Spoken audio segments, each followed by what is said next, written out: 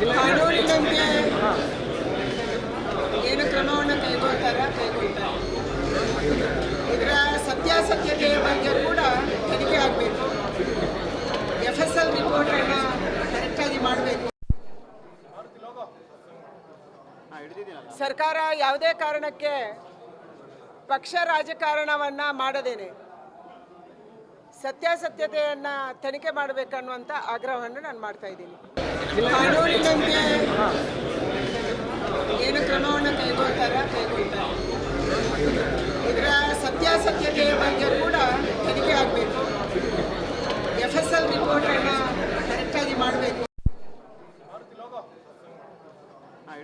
ಸರ್ಕಾರ ಯಾವುದೇ ಕಾರಣಕ್ಕೆ ಪಕ್ಷ ರಾಜಕಾರಣವನ್ನು ಮಾಡದೇನೆ ಸತ್ಯಾಸತ್ಯತೆಯನ್ನು ತನಿಖೆ ಮಾಡಬೇಕನ್ನುವಂಥ ಆಗ್ರಹವನ್ನು ನಾನು ಮಾಡ್ತಾ ಇದ್ದೀನಿ.